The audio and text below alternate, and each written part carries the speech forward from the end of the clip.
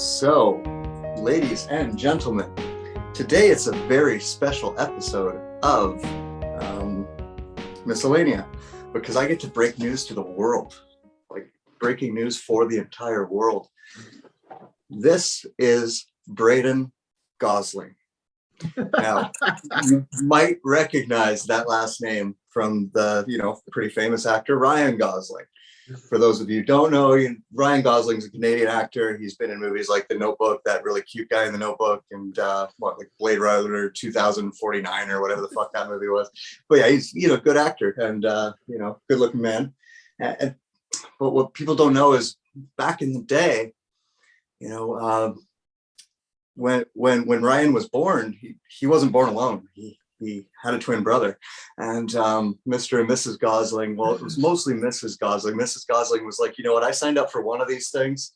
I'm not down for two. Like, we got to do something about this other one. So Mr. Gosling, subscribing to the old adage of, happy wife, happy life, decided that he would, help his wife out and get rid of that second one. So, he had to make a tough choice, but he made it. And it happened, and just so happened, Ryan Gosling ended up blowing up to being this movie star and whatnot.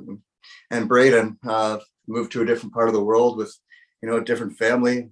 He might not even know that. He might be finding out right now. Anyways, back to the story. This is insane.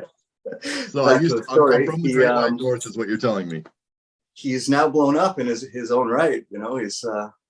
He's his own man. So I figured I would introduce I to him, and so here you go. This is I can't say your last name for real, man, because it hits me too close to home, so I had to go with that. And just for the record, ladies and gentlemen, none of that was true. That we know of. Yeah, so Ryan Gosling, obviously being from Canada, there's a coffee shop up the street from me. It was called Grinder. And for people, in the gay community, they might recognize that as a pretty popular male dating app, Grindr. So the woman there, knowing that Ryan Gosling was going to be here in Toronto, started this online campaign. I think it was Ryan Gosling Needs Grindr. So you can just imagine how the Grindr community might have blown that up a little bit, but one way or another, it blew up, and he came to the coffee shop, and it worked successfully. No way. Yeah.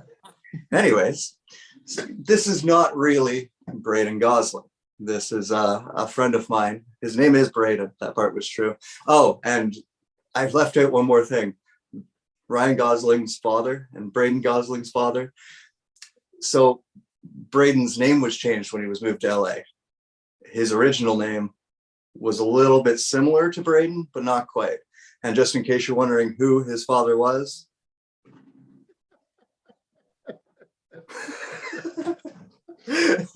so close. Sorry. So close.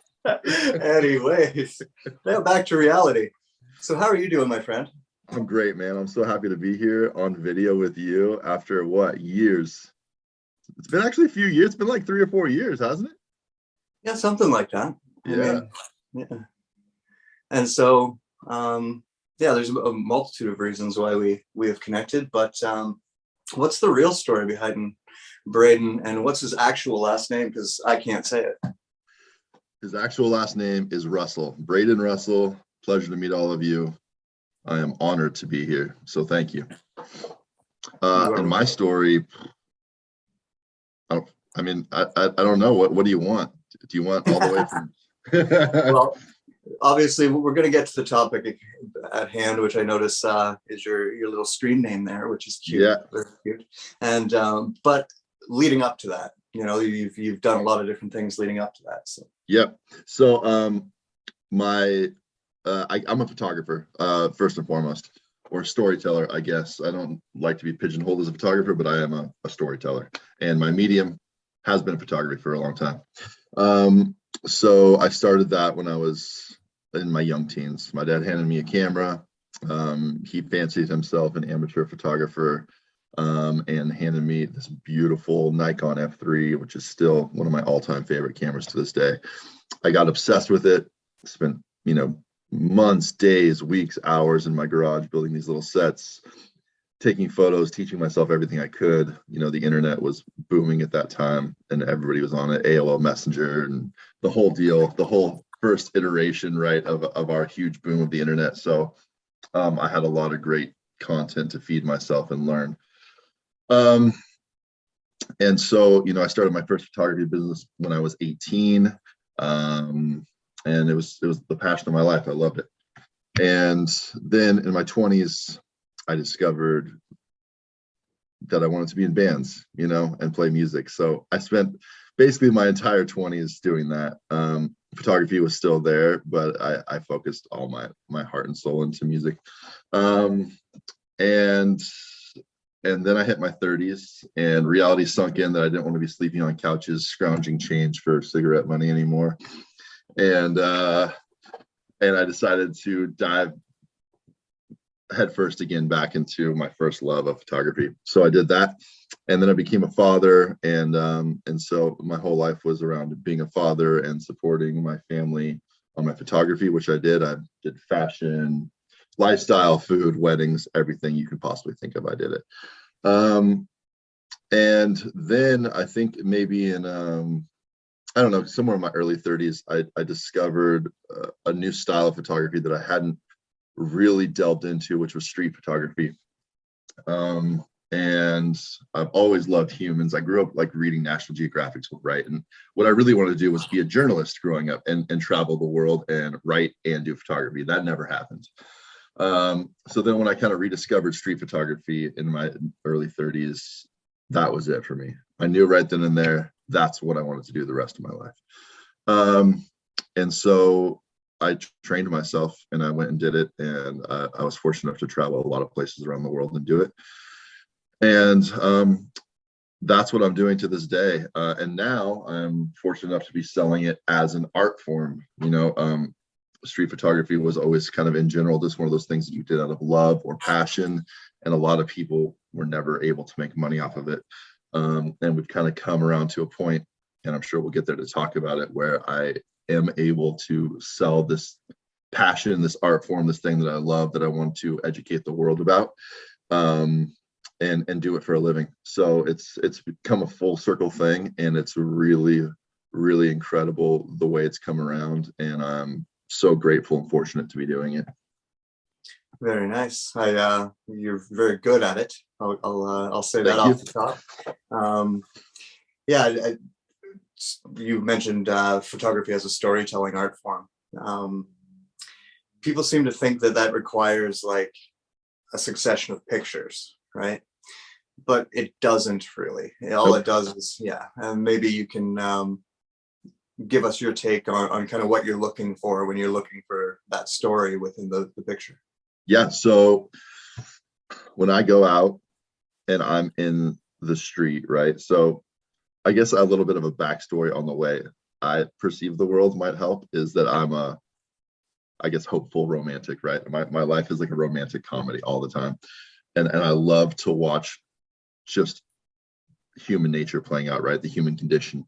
So when I'm in a street watching something unfold, in my head, there's like a soundtrack playing, and actually I usually have music playing too. So and a story's unfolding in front of me. I'm watching a movie happening, and I'm watching these other people's lives in real time, but a movie playing out in front of me. So when I'm sitting there waiting for the perfect moment to happen, I guess it's hard to explain because I just automatically know it now, and I see the picture right there, and then I snap it, right?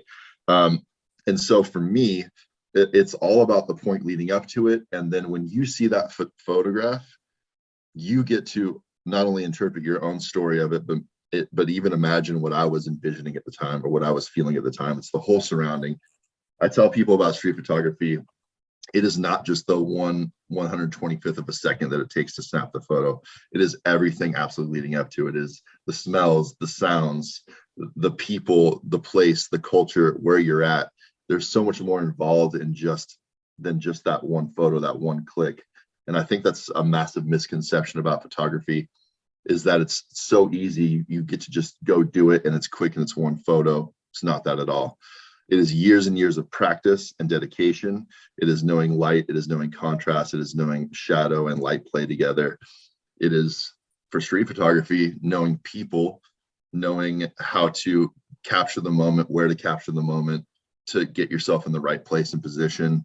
And not to mention the work that goes in after it. There's, a lot of people, not myself, I don't do a ton of editing afterwards because I like to really get the moment as it stands. But there is a lot that goes into the storytelling of a photo afterwards. And there's so much more involved in it than people think than just seeing this one photograph. And that's a big part of what I want to educate the world about as well in photography, just, on that aspect.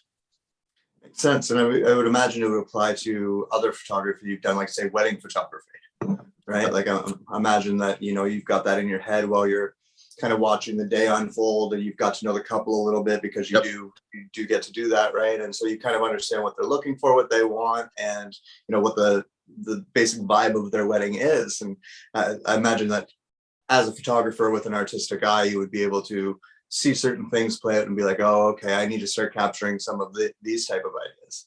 100%. And weddings, I think, it is kind of, I don't want to say shameful, but it is sadly kind of looked down on in the photography world. But if people knew how much work it was to be a wedding photographer, I don't think they would think that. I'm honestly personally glad I don't have to do it anymore, because it was so much stressful work. Is the main reason.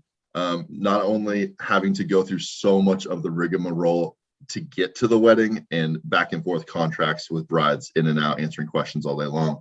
But once you're actually on the day, the stress of knowing this is a one-shot deal. It's called run and gun photography for a reason, because things happen like this, right? So you get that 1 second kiss and you have to nail that shot. You get that one time that the father is dancing with his daughter and he's smiling, and maybe that's the only time he smiled during the dance, and you gotta fucking get that shot. Oh, I'm sorry, I don't know if I can curse on here. You're absolutely and you just have to be there. So the amount of stress for a photographer on that day of, and imagine a bride, for a lot of brides, they have thought about this day for so long, and they have given you usually a good amount of money to be there, and they want their perfect day photos, right? And something always goes wrong on the day of a wedding. I have never been to a wedding where everything went perfectly, period. It just doesn't. So you have to be able to constantly deal with situations that come up, and also the emotions of the people around you, and at the same time trying to handle all of that, get the shots that you need. It is so insanely complex, really, when you break it down, that I think it should be looked at a little more heavily as a good photography practice, honestly, because it's a hard job.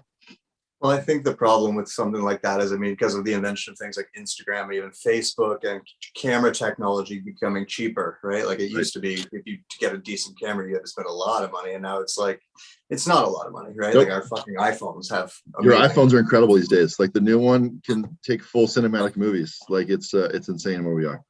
Right. So couple that with, putting that technology and all these people's hands, and maybe wanted to take a stab being a photographer, or maybe they just enjoy pictures or whatever it is, suddenly go out there and start taking these pictures and then call themselves a photographer, right? Like, and then I think the market for something like weddings is like a constant. Like there's always people getting married, right? And there's people with different budgets when they're getting married as well. So you could pitch a pretty low, amount of money and still get people who want to pay you that, because they simply can't afford to pay someone who, and so I would imagine because of that, a lot of shitty wedding photos get taken, a lot of bad experiences with photographers happen, and it would probably add to that perception, I guess, that wedding photography is nothing. 100%. Yeah. That's the thing. There's so many people doing it, and some people giving it a really great name and some people giving it a very bad name. So like any industry. Yep. So what type of photography would you say have you found the most challenging? I would say weddings for sure, and also fashion jobs, because when you're contracted out to do a fashion gig, say like a runway shoot or an editorial for a magazine, the biggest problem is that you're hired, right? It's so weird. You're hired for your artistic expression, And that's why they wanted you for this job. But once you get there, you are around, like, say, maybe 2 to 5 to 8 other creative directors that have also been hired to mold what you're doing while you're there. And for me, I stopped taking those jobs because in my mind, it's, if you hired me to do this creative job, right, but you're bringing other people in to tell me how to do my job, you didn't really hire me for my creative vision. If that was the case, you would have hired me and just let me go do what I want, because that's the reason I'm there. So those jobs were definitely the toughest, because it's hard to have all these other voices in your ear when you're already trying to be there, being your most creative self, you know? Yeah. I'd imagine some people also talking about perceptions again, and going back to the technology and the way it is. I mean, like, you can have a really nice camera in front of you and not know how to use it, right? So there are people who will hire photographers based on, okay, well, at least they know how to use the camera, and I can get this other person to tell them what to shoot. And Right. I think that people need to respect that there's an art form to photography that goes beyond the mechanics of the camera. 100%. Yeah. I could teach anyone to use a high-tech camera in 5 minutes, but it doesn't speak to anything about the knowledge of anything else that you need to do. It's not as simple as doing a couple of settings and clicking a button. It's years of figuring out exactly what that's going to do when you hit that button. Yeah. You know. So have you got into collecting cameras as well? Yes, for a very, very long time. My collection has become a little bit out of control. I've slowed my roll in the last year and a half, 2 years. But I feel like, you know, when I hit my mid 40s, I'm going to be diving right back into it again and making it an uber collection that I can pass down to my son, for sure. Because we've shared this love of photography. Because as he's grown up, he's 7 now. You know, I've taken him out since day one with me and shown him everything that I know, and he gets it, and he really likes it when we go do it. It's not his passion yet, and it may never be, and that's totally okay. But definitely when he's into it, and he's blown me away with some of the stuff he's been able to achieve already at 7 years old. So it's really cool. Well, yeah, I noticed it with my children, and I can see it like the younger generation. Like my younger brother has 2 really young ones, and just how bright they are and how quick they are to grasp all these different things. Like I obviously, you share a lot with your son, and I've been blown away by some of the stuff that kid does. You know, it's just like, wow, it's impressive. And yeah, like, I think that there's this thing going on with our kids right now. I think because of, well, I shouldn't say it's just because of the internet. I'm sure there's many factors, but you know, it's their accelerated learning is just allowing them to branch off in so many different directions so young that it's going to be really interesting to see when, you know, other kids, your child is included as well, of course, but like when kids that age become like 18, 19, 20, there's going to be some shit going down from that. You know, we don't know what this, I think we're kind of going through some type of evolution as a species, to be honest. I agree. And I think that we're really seeing it in the kids. Like I notice it with my youngest, like stuff that's like not overly complex in computers, but would still make you know, it's a learning curve, right? And you pretty much, my kid can kind of look at a computer, be like, I want to achieve this, and know in her brain, like, if I do this, then this happens, and this happens, and this happens, and then I have what I want. I'm like, why? It's like this crazy, insane natural intuition, and it blows me away when I see some of the stuff he's done at 4, 5, 6, 7. I think, like, did I do that when I was that age? I don't remember my life being nearly that complex or being able to pull off stuff like that. Yeah. But honestly, I don't care. I'm glad that he's able to do it, and it makes me so excited. Also a little scary. Like, what are they going to be able to do when they're 18? That's yeah, right. Yeah. That's like, I think the world's in for a like, you'll be surprised. You know, like, get ready for a surprise. Yeah, I think that's coming. And yeah, that's another thing that I've definitely wanted to talk to you about is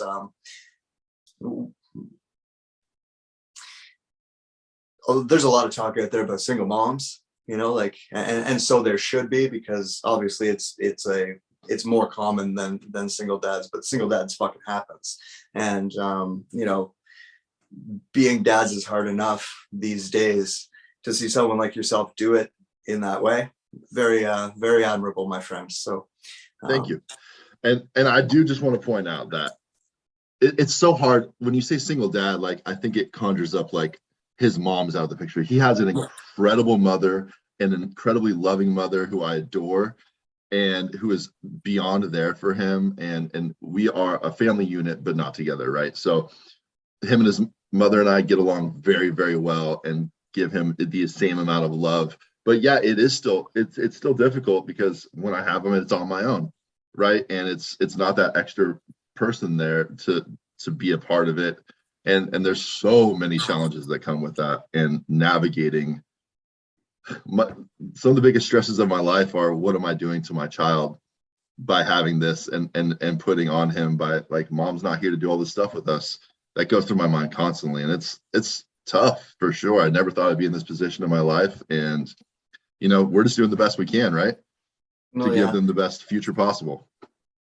Yeah, I did the stay-at-home dad thing for a while, and then my ex-wife, and I obviously ended up splitting, and going back to the single mom, single dad thing. Like, I would have called her a single mom, even though like her and I get along great, and right. My kids and I get along great. Like, we just don't live together, right? So right. It's exactly that was kind of that distinction, and it is a big distinction, right? Like that day-to-day stuff, and that's why I brought up doing the stay-at-home dad thing, because it's kind of like getting to see what that side of it is. And I can remember, like, I was pretty young, but I can remember, everyone's perception, at least at that time, was that, like, what are housewives, what are mothers really doing all day? Like, sitting around watching soap operas, eating bonbons, like, think of that Peggy Bundy type example or whatever, right? But no, there is so much work that goes into running a house, and especially running a house with children in it, and making sure that they get to all of their appointments, and they get to all of their extracurricular stuff, and they get to school, and all of that stuff. It is one of the more demanding jobs I've ever experienced in my life, or ever had.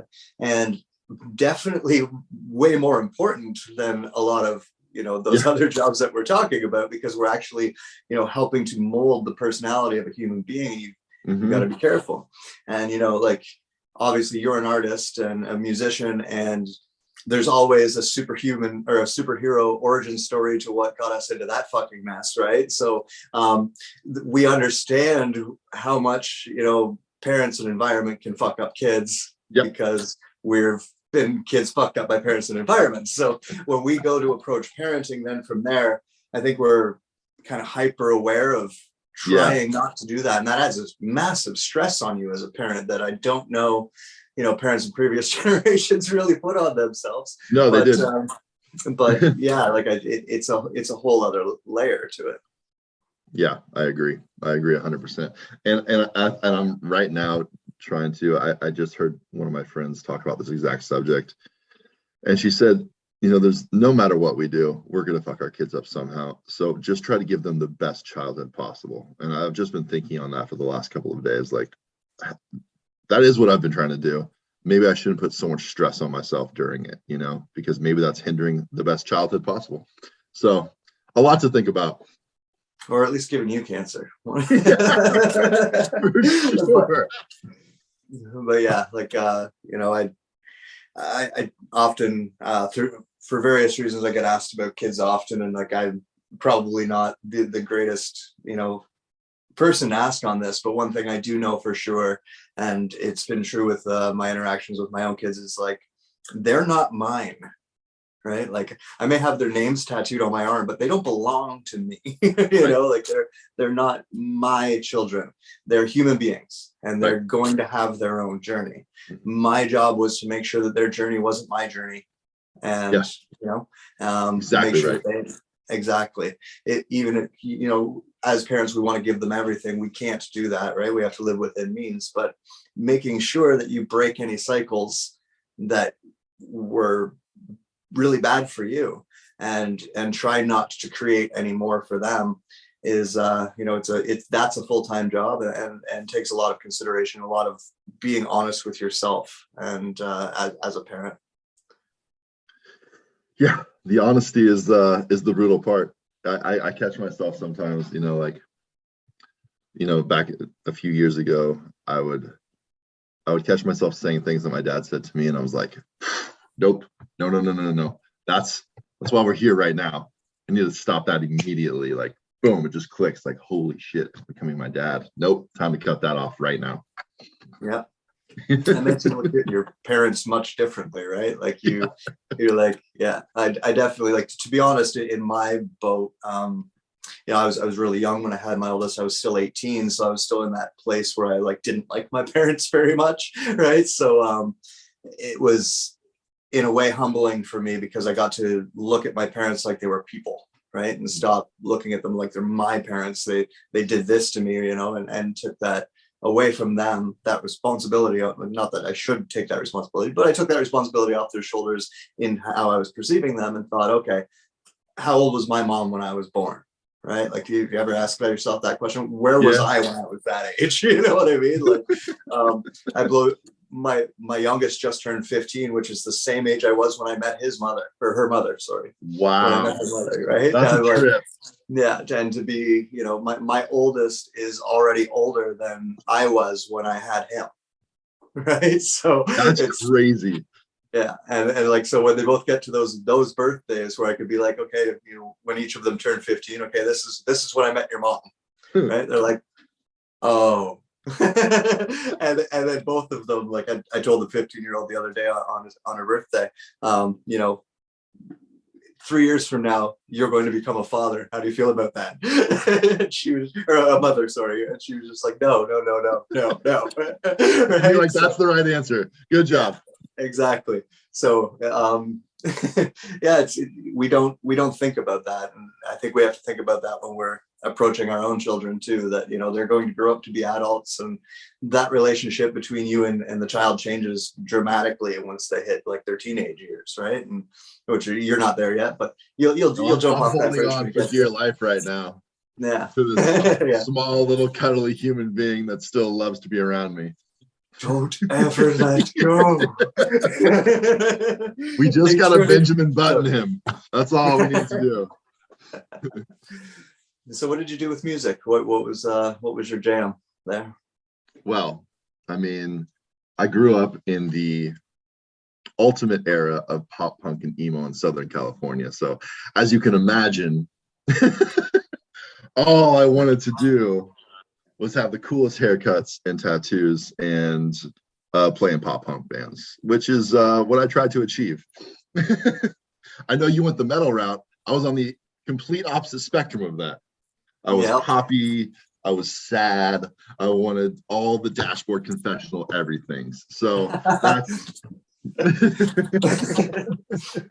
I actually sing "Your hair is everywhere" all the time because my hair is everywhere all the time. So that was my deal, and I loved it. And I it was honestly, as hard as it was, and as at the same time as one of the worst times of my life, when you step back and look how lost you were and how you didn't know anything but you thought you knew everything. Really, it was one of the best times of my life as far as cementing like a new family and these bandmates that we all did together, and the adventures we went on, and the road trips in the vans to battle the bands and all the stuff. It was a really cool, adventurous, fun time, and I wouldn't give it up for anything. But at the same time, it was destroyed my life because I had just went so hard. The fact that I'm alive is incredible. As you know, the whole rock and roll thing is absolutely holds true, and that's what it was. So it was a mix of calamity and family and friendship, but it was a beautiful time for sure. I know exactly what you mean. Obviously, I've been through it too. We used to always have the joke, me and the other singer in our first band, that it's like there's 5 bandmates, so it's like it's pretty much like you have 4 girlfriends. Yeah. Plus whatever you got at home, right? Like we all had girlfriends or married, or girlfriends and married. I'm kidding, but like it really was like. Here's a story as an example. I was, for many reasons, hating life one day, and definitely hating the band one day, and had sent them all a fucking not so well worded email, letting them know. That's an emo move if I ever heard one. Oh yeah. Well, we can come back to like the crossover between metal and emo if you want, but So I sent this email letting them know that, I'm out. I'm done. Like, fuck you guys. I'm taking my instrument. I'm going home. And well, I was already at home, but I was about 2 hours away from them at the time. So all I get as a response is the other singer, Lenny, who you guys will meet eventually. Lenny is coming to get you. So he literally drove from Toronto to where I was at the time, picked me up, drove me back to Toronto. We didn't even talk on the way, like you would figure, but no, like, we'll save this, get us all in a room so that we can basically have a breakup fight, right? Like, like mom's leaving dad type discussion. It didn't end up happening. They ended up talking me into staying, but yeah, it was, where else would that happen? Like, your boss isn't going to drive 2 hours to pick you up and have a conversation to make sure you don't quit the job. It's so that family vibe that you hear musicians talk about when it comes to their band. Any band that is actually creatively, functionally good together has that. You can't not have that. And 100%. That, like, even once that band breaks up, or if you're in other bands and you have that kind of connection with other people, that kind of connection that you had formed, it never ever goes away. Yeah. And you got to think too, you have 5 egomaniacal artists together in one room who all want their story heard, and you're trying to mesh it together. Yeah. Right. I can't count the number of times that in the middle of practice, myself or one of my bandmates just stormed off and say, I quit. Right. And then an hour later, we're all downtown having lunch together, laughing, having the time of our lives. Like, it's a constant interaction like that. It's just part of the whole series of events that happens when you're in this industry. Yeah. What was your instrument? What'd you do? Guitar and singer. Yeah. But, I was the kid who, when I was in my teens and first picked up a guitar, right, was sitting for hours in my room in front of the mirror practicing my stage moves, right? So I was a little stage ham, and I loved it. I loved being up there, being seen, just getting the energy absolutely ruckus. It was so much fun for me, Oh yeah. It's I took some time off of music because the band that I was kind of with, we're not like a live band. We're like a recording act, right? So a lot of what has always driven me towards music has been the performance end of it. Like I'm great with, okay, cool, let's write some great songs and let's record some great songs, but can I go fucking play them? Like, can I go get in front of people? And so at that time, that wasn't happening. And ironically, just before, and I'll spit out these rules for you so we don't talk about this thing that's going around. We call it the joy. You can get the joy, you can catch the joy. The solution to the joy is a lollipop. Gotcha. There are people who are sugar free. So, so just before the joy hit, actually, my roommate had made an album, and I sang on a song for him, which was kind of getting me back into the idea of wanting to sing and record again after probably about a close 4-year break. Let's call it a 4-year break. And then he decided, let's do a show. So the show was basically him freestyling music from his laptop, based on a bunch of tracks he had pre-recorded and was mixing together. I don't know exactly what he was doing. He's a bit of a mad scientist. I left him to it. And so it was this one never-ending piece of music. I think it was about 20 minutes, 25 minutes. And so he asked me to sing on it. And of course, there's no lyrics for that. There's no anything for that. So I just got up and freestyled on it.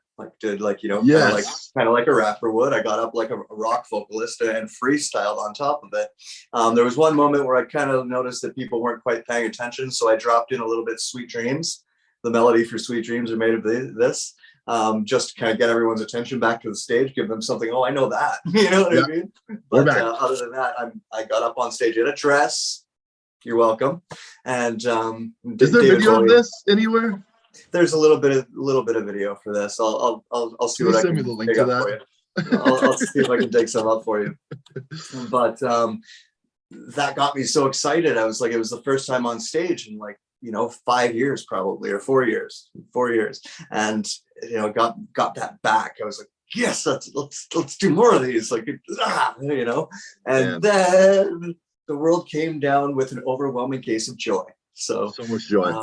everything got closed and I wasn't allowed to go anywhere. And even now, you know, I'm on the sugar-free side, so I wouldn't be allowed to go into any of the places to, you know, have the joy of playing music because of the fear of the joy in the world. But you live in California, so you know all about what fear of the joy is. Oh, do I ever? Yeah, and you know, I was just in New York 2 weeks ago for my photography and for a whole week, and the fear of joy there is like nothing I've ever experienced. It was intense. And next week I'm heading to Miami, where you know, they don't really care about joy. You can just do what you like, which I'm a pretty big fan of. Now, people in Florida are on the bliss. They can't even get joy anymore. 100%. They've got so far. It's awful to say, but funny at the same time, because it's true. I mean, come on. But yeah, how was Mexico? Mexico is pretty incredible. First of all, it's one of my favorite places ever. Mexico City is one of my top 3 favorite worlds in the entire planet. And down there, it's different, right? I mean, obviously, we're here in the first world countries, Canada the same way, and we take for granted, you know, a lot of us may be okay, even though we're pretty devastated by the joy and everything shutting down, right? We're devastated, but we can get through barely, some of us, right?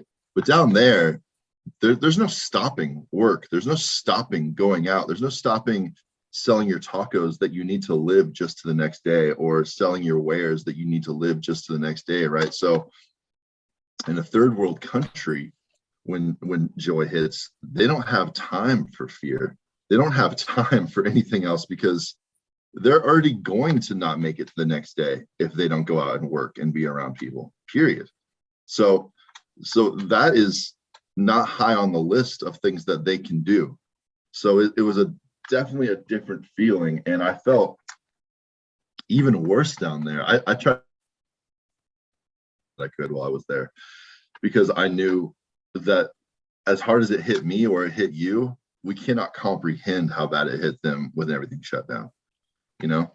So it was a whole different scenario, and it was very eye-opening. How are you feeling about your state these days? Listen, if I didn't have my son here, who I can't leave my current city of, because, you know, his mom is planted here. So he's 7 now. I got 11 years till I can actually leave. And I would never leave him. I don't want to. I would not be in the United States, period. I will just say that right now. If the second that I can leave the United States and not have to ever come back here except to visit family, is going to be one of the happiest days of my life. And I will not be moving to Canada either. As beautiful as your place is, you guys are a little bit more fearful of joy than even here. Just a little bit. I mean, I don't know if it's really a public thing, to be honest. I don't know. I stopped going out. I can't judge what the public's like. I've been avoiding the zombies of the streets for a couple months now. I'm definitely gonna bunker down and do that over the winter. But there's I'm sure we're gonna get to the whole crypto aspect of my life, but there's a few places that are quite friendly to that, as opposed to the quadruple billion taxation of the United States, that everything is taxed 100 times before you get to spend it. And one of those places I would very much like to live in very, very soon. Portugal being one of them. Incredible place to be. So yeah, I got some plans for sure. I wouldn't mind having an apartment in Mexico City either. There's some, to me, it reminds me of like Paris, but in Mexico, there are so many little rues and avenues, and there's like 100 cities within a city, right? And every single one has its own little personality, and it spans like a 20 or 30 block radius. And then we go into this other spot, and it's this totally different community and people and feel. And and so many of them are so beautiful, and it's a joy down there. It's so cool. Whenever you're having, like, I have these conversations where I've called that the joy. Anytime joy comes up naturally, it kind of just makes me laugh. But just because that's why I picked that word to make that joke. Right. Anyway, so yeah, let's do that then, because look, man, when it comes to all this crypto stuff, you know, I could speak to this from a multitude of different angled opinions, but like, I don't fucking get it. Let's put it that way. And so, knowing you and knowing that you do, I thought it would be fun for you to like take a stab at educating me while also educating some other people, probably. Listen, I'm going to do my best. I'm going to do a disclaimer right now. This is not financial advice. I am not the world's leading expert on it. I will tell you as much as I know to this point and try my best to educate you.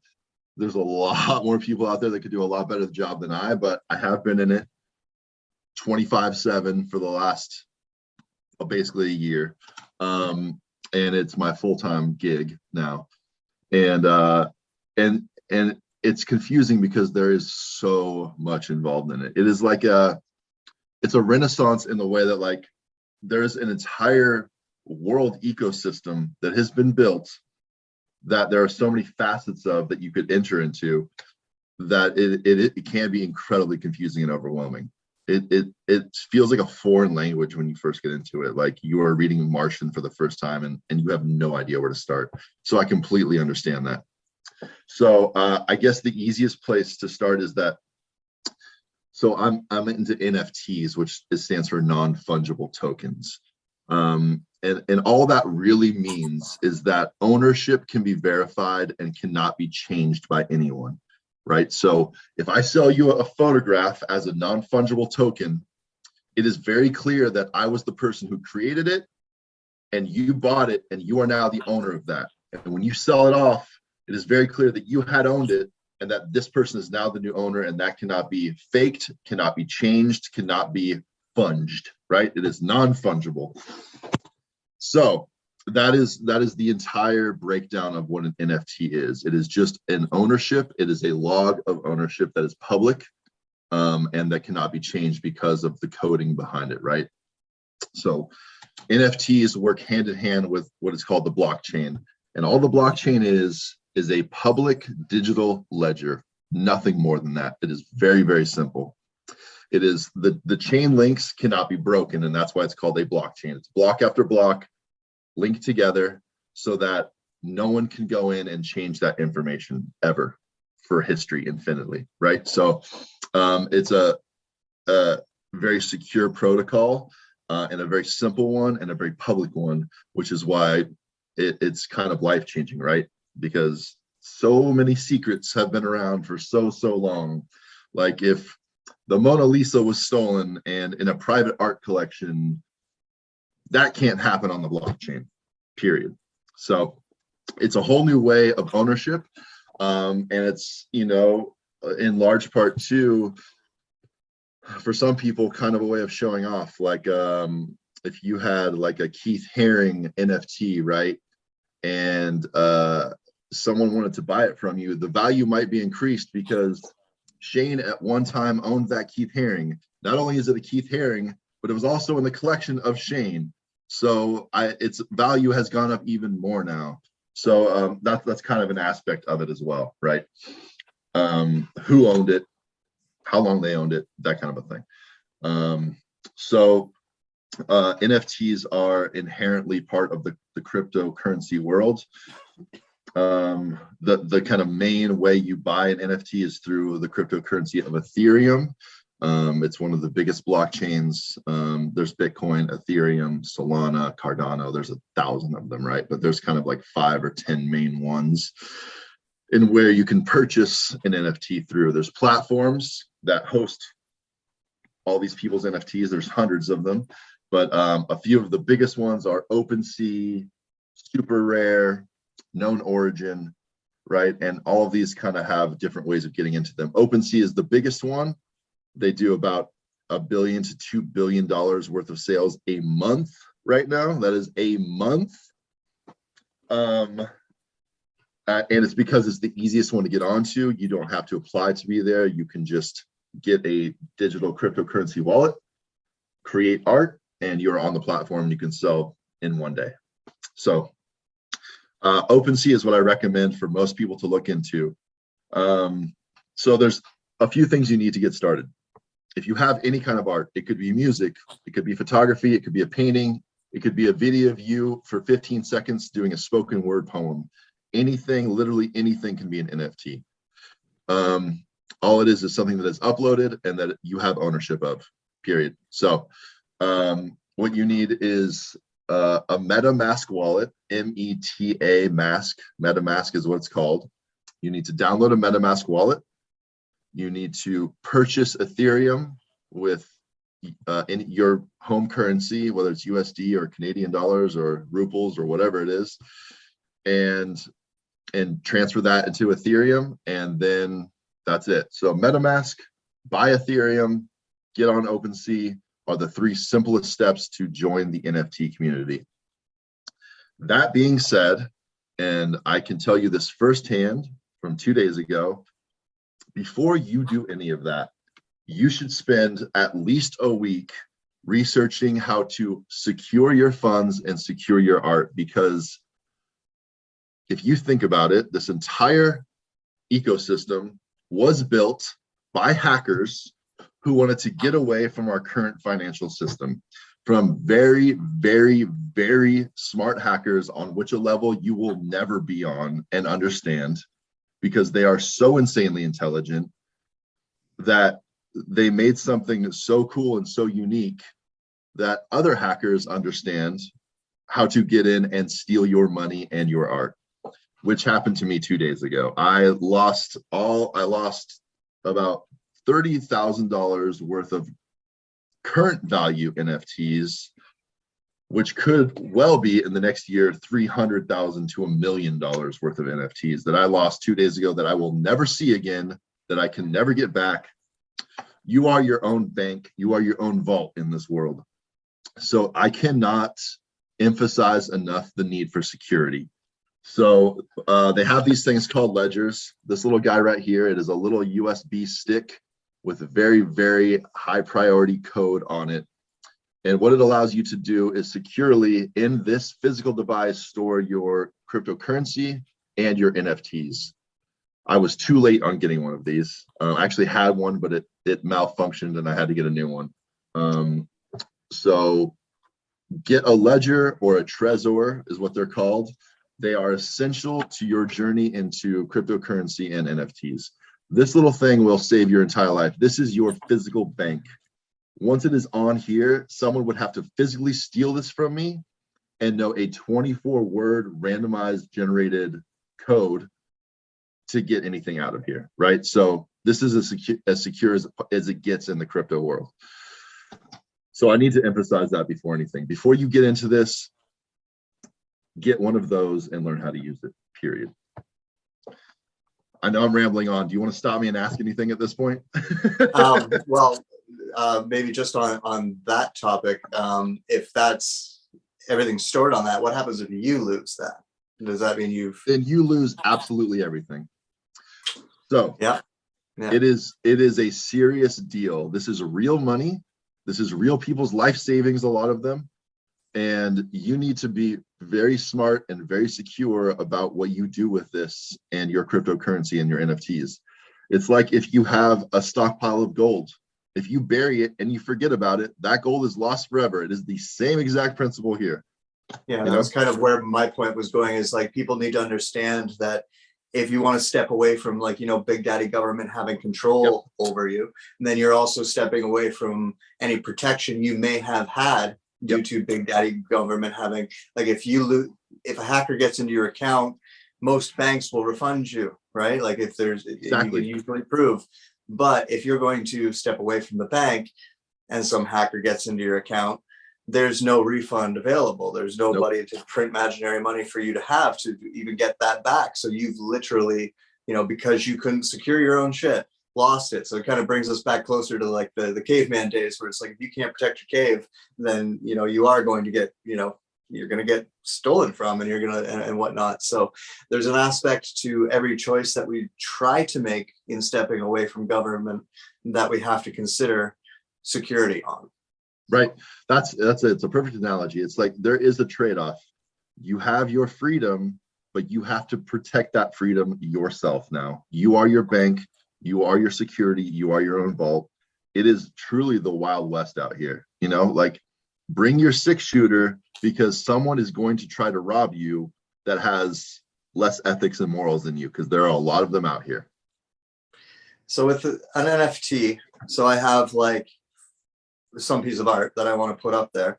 Yep. Is it like I basically upload it and that's more or less like trademarking it and copywriting it to myself, like in a sense? I guess in a certain way. So we can get into that later too a little bit, but kind of the idea of trademarking and copywriting is kind of starting to go out the window these days with this new ecosystem. And people are inherently realizing the value of a copy only makes my original more valuable. We constantly use the idea of the Mona Lisa. The Mona Lisa is on posters, is on postcards, is on stamps, is on t-shirts, is on everything around the world. Do you own the Mona Lisa? No, you don't. The Louvre holds that NFT, right? They own that, and everyone knows it, right? So let's use that as an example. Does the billions of copies of the Mona Lisa make the Mona Lisa any less valuable? Not at all. It makes it only more valuable because you know where the real deal is, and you know that only one place has the real deal. That is the exact same principle in NFTs. So there's a lot of people out there that say, oh, I can just right-click save this. By all means, go ahead and do it. You will still never own the Braydon Russell NFT Papi photography NFT. Show that to the world. Please get more eyes on my work. But you will never own the actual one because it's clear who owns it. So yeah, that's a very interesting topic that has come up a lot in this ecosystem. And it's my thought, yeah. It's one definitely worth exploring. And I'm on the side of copies only make the original more valuable, 100%. Well, yeah, I mean, like it all depends, right? With the Mona Lisa example, that's something that's already predeterminedly, famous, right? Like everybody knows what that is, and therefore it's got its value on that. But I mean, if it's my piece of photography, and all of a sudden fucking everybody's using it, and it ends up here and it ends up there. If I'm the owner and some movie director decides to throw it in his movie, then is there like some course of action for someone to go like, hey, like that, like I own that? Maybe. There may be in the future, but the laws and NFTs, and it's a really hard thing, right? So cryptocurrency was started to get away from big daddy government. So if you get into the mesh of, I want to be in this new culture where we are free from the strains of this government, but then you want to go and use that government to sue someone that took something from you from this ecosystem, it's a pretty catch-22 kind of a deal, right? So well, yeah, same topic as before, and then the other side of it with this, and maybe I'm probably jumping ahead, but we know that the government enforces all of their laws based on the fact that they could imprison us, right? They can fine us. That's it. They can imprison us. And when it comes to like even let's just say one of the banks went somehow rogue and they were like, I'm starting my own country within your country and I'm using my own financial system and blah, blah, blah, blah. If they don't have a military, they're not going to be able to pull that off, right? So I've often used like when people were bringing up Bitcoin early on, I'm like, okay, well, where's the military that backs up Bitcoin? It is an army of hackers in a digital age where everything can be shut down by a computer. Touche. But that also leads more back to my question. If the hackers shut everything down, they shut themselves down. Whereas that military is something physical here in the real world. That actually true, man. It's a hard deal. Like you guys can throw your WoW characters at me all you want, but like that cute little avatar is really not going to fuck up this rifle here, So yeah. I understand that the world is going in that direction. And so my point on that, or my stance on that, or I shouldn't even say stance because it's not a stance, a viewpoint on that may be invalidated by the course of events in the world. But I'm kind of just looking at history and going, well, you know, if at any point in time the government decided that what we were doing with cryptocurrencies or anything else was a true threat to their system, they do still have the power to shut it down, right? Oh, they see it as a massive threat right now, and they're coming after it hard. And which is one of the reasons why I am very eager to get out of this country, because this country, well, let's not get into it, but you know the deal. And I think most countries, there isn't many countries you can go, you can escape. Let's put it that way. But I want to do my best. Yeah. So, but it is. I want to just go into. I kind of touched on how to do it, right? And there's lots of resources out there to read about how to make an NFT, how to get into cryptocurrency. Do your own research. So we have this acronym DYOR. Always do your own research. There's a lot of people out there that want to mislead you. You can kind of get a feel for it pretty quickly who wants to do that, right? So do your own research on how to do it. But I really want to touch on my favorite part of why I'm here and why I'm so invested in this, because what it really is, a lot of people from the outside might see this as a big money grab opportunity or a Ponzi scheme or whatever else it's been called. What it really is, what I'm involved in currently, is the biggest community of creatives I have ever encountered in my life. And it is a giant worldwide community of creatives who finally have cut out the middleman, who don't need to go to a gallery to beg them to sell their work and take half of their money for it. It is you interacting directly with a community of creatives like yourself, like-minded, who want to see each other win. Period. And it is so refreshing and so huge, and a true renaissance of art. Truly, I mean, there was a renaissance before, and this is, again, it's a digital renaissance of art, and it's taking a lot of kind of old school mentality of artists to come around to it. But I think a lot of them are starting to see that this is absolutely the future of where things are heading. And I have personally met up multiple times in New York, going to be in Miami, in LA, in my hometown even, of these people that you spent, you know, during the what do you call the lockdown in your new system here? Oh, just the lockdown, whatever. They've never flagged anybody for that one. It's too common. So, you know, there was this app called Clubhouse that came out during the lockdown, and we all ended up meeting on it. It was kind of a giant live podcast. There was, you know, 200 to 300 people in a room. You could have 100 people on stage. We were all interacting and talking, and it kind of saved all of our lives at that time in January, February, March, right? And that's how we all became so close. We would spend 8 to 10 hours on this app a day, talking to each other, learning about cryptocurrency, learning about NFTs, learning about policies of laws of how we could be better as artists and create this community, right? So we bonded hugely. And then we all met up in person, and it was like a life-changing experience. It's like you went into a bar of 300 people, and instead of awkwardly standing in the corner and like making eyes with a girl across the room, it was 300 people who wanted to talk about the same thing you did and interact and talk about this creativity of life and making art that makes the world better. And it was truly life-changing, and it's insane. I've never met a community like this that was so willing to go out on a limb for each other and to go travel around the world to be at these places together. And it's addicting, honestly. It's you just want to be around these people that make you a better person, and that you want to make them a better person, and that you want to change the world with your art. It's a little hippy dippy kind of mentality, but it's true.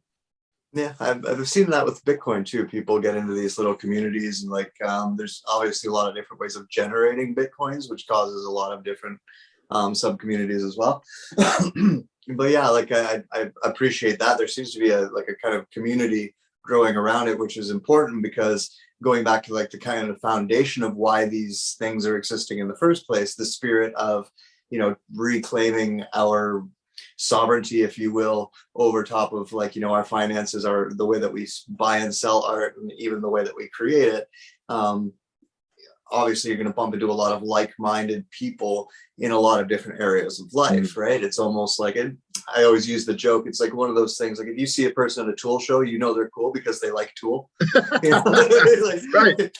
Assholes don't like Tool. You know, it's just it's a thing. So it's same thing going in the door with that kind of community. You know right away that you're all kind of on the same page. But it's not like a yoga community where like everyone kind of has to do yoga, or like, you know, one of those more hippy dippy type communities that you were talking about, and not disrespecting hippie communities in any sort of way by using that terminology, but those are a little bit more specialized, where art, you know, and especially like an NFT or Bitcoin or digital currency is a much more wide spectrum of things, and therefore you would get people who like, you know, maybe some comic book nerd on one side who's heavily into NFTs, and then this girl on the other side who's into makeup, right? Like, but what they do have in common is, you know, that NFT. And like I was saying before, the basis of that, like for this product or this group community concept idea, comes from the same place in our hearts and in our minds, right? So there's at least that much connection between you and the people you're meeting. Right, absolutely. And you know, one of the most fascinating and incredible pieces of all this for me is the collaboration that has come out of this. It's I'm in Las Vegas and you're in London. I make music tracks and you make really cool anime, right? What if we put those two things together?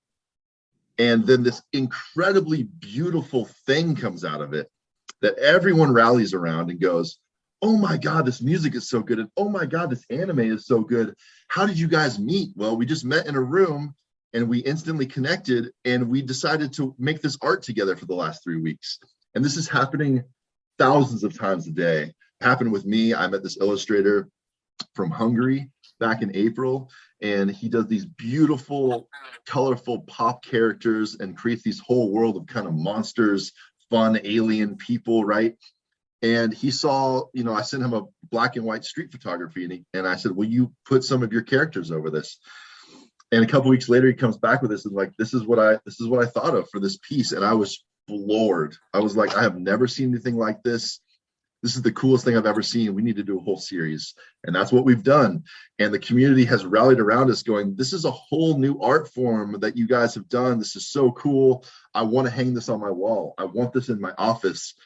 And people from all over the world have collected our art. And it's the most incredible feeling in the world to not only share this with another human being across the world that I have never physically met, but that our art merged so well that we created this new thing that both of us together love, and that a community has rallied around. And it's incredibly inspiring.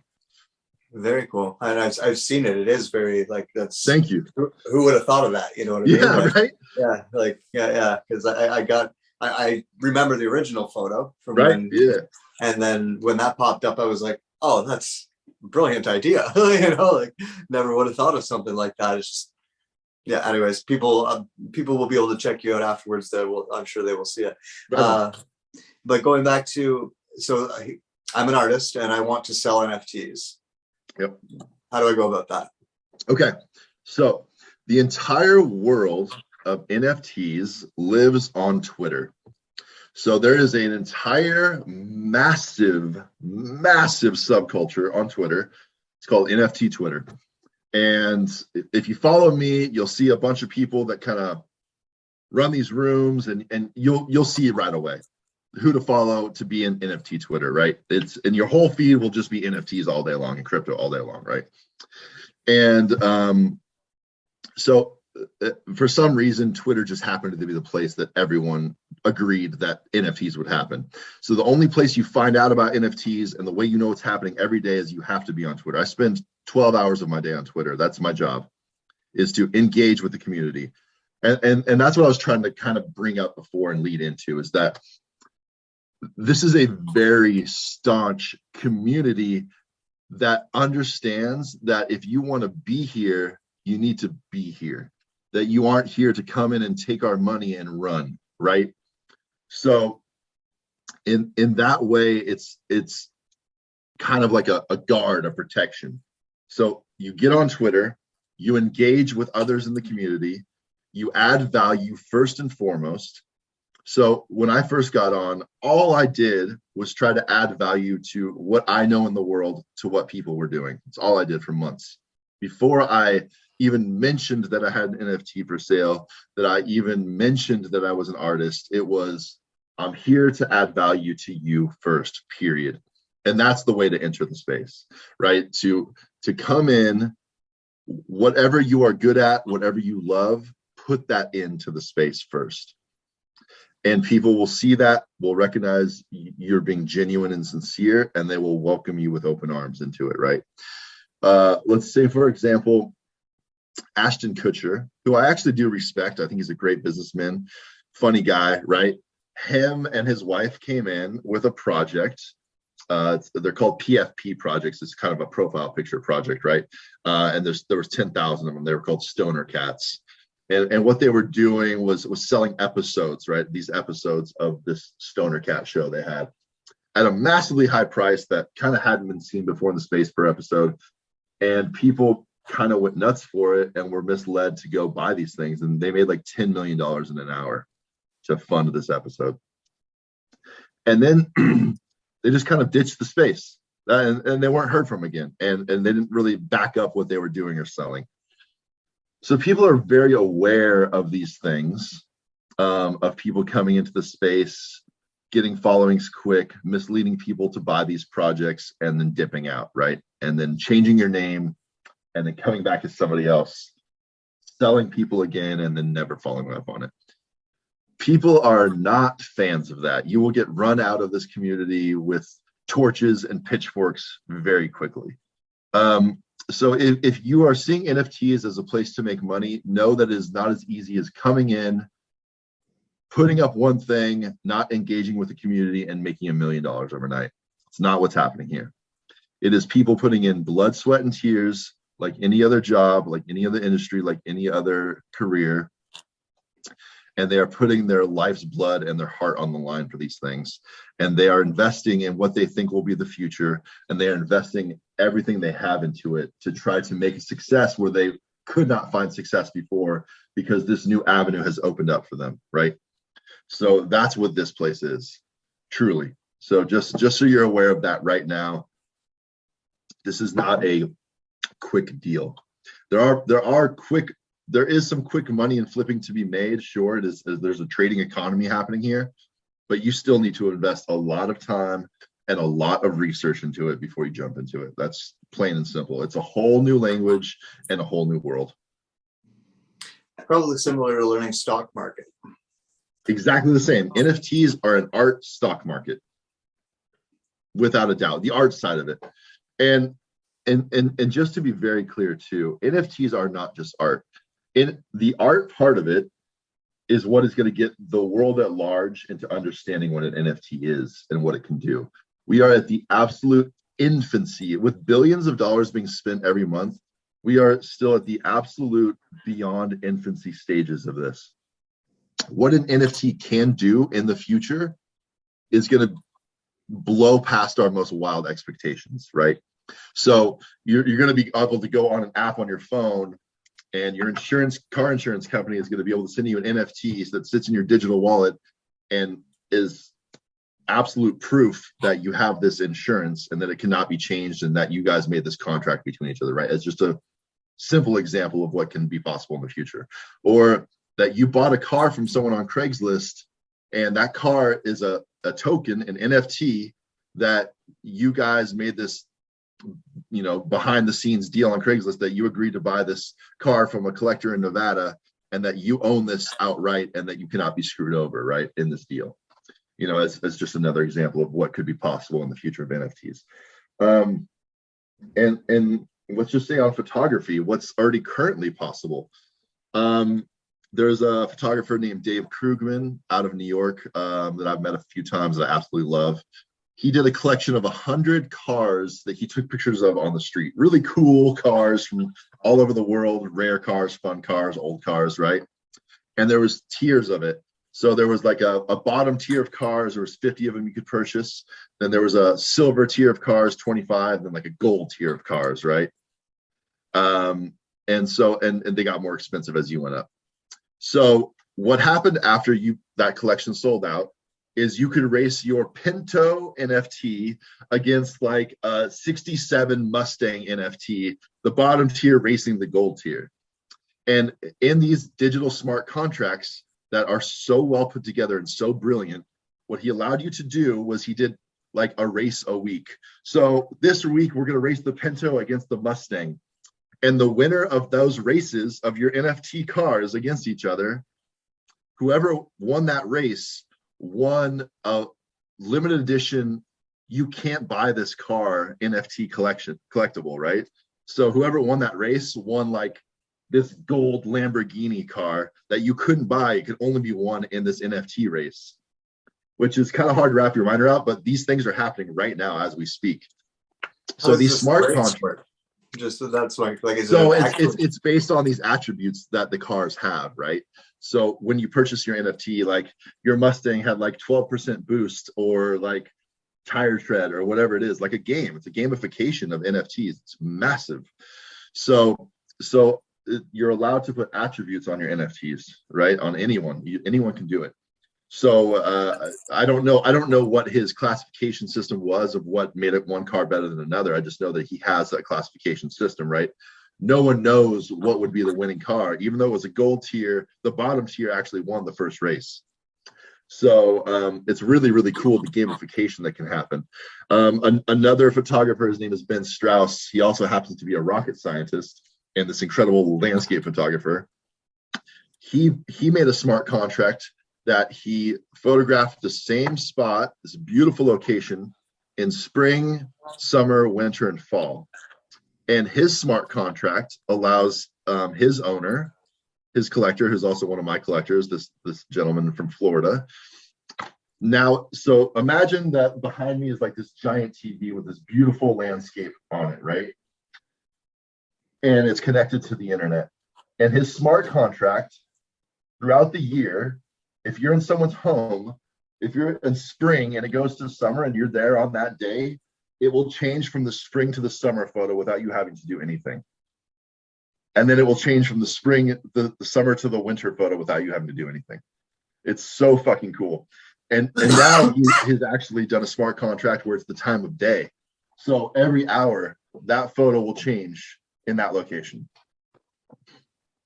Interesting. So whatever you can dream up, if you can get someone to code it for you, it's possible right now in the NFT space.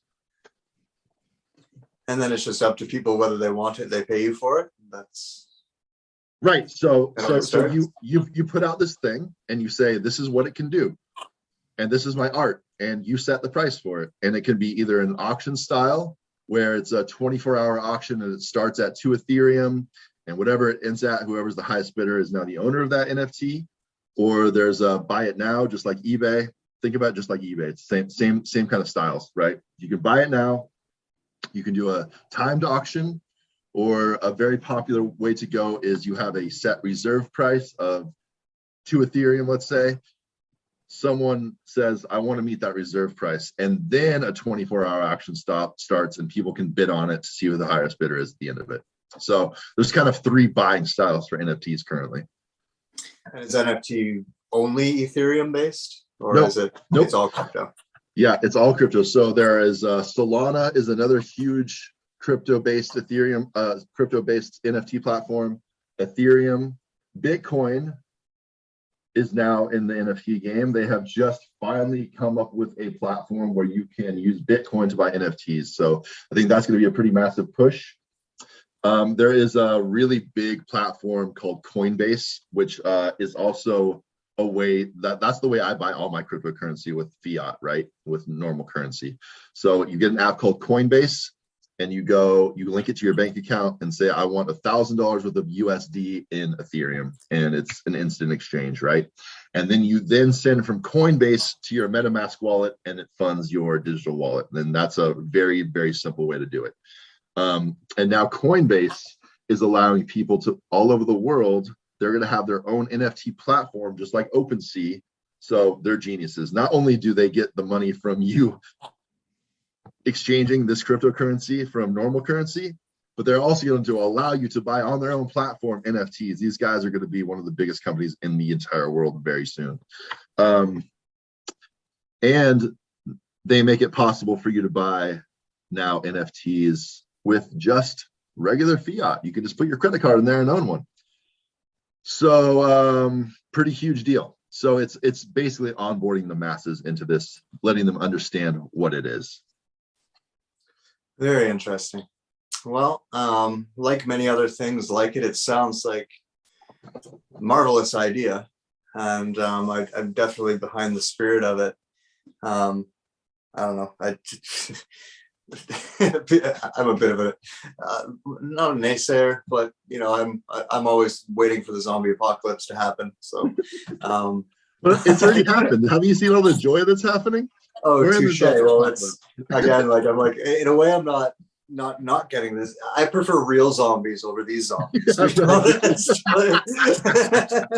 would rather have Walking Dead world than what's going on right now, to be completely honest about it. But just in general, yeah, like you helped a lot me understanding the NFT part of it, and even with cryptos, I really hope that the people can keep it the way that it is. Let's put it that way. Yeah, and it's going to be evolving, and there's going to be bad actors that come into the space, and there's going to be people that come in on purpose to give it a bad name to try to bring it down. Period. I mean, we all know that certain three-letter agencies like to insert themselves into things that they don't think are in their best interest to try and bring it down. I have no doubt that will be the case if it's not already happening.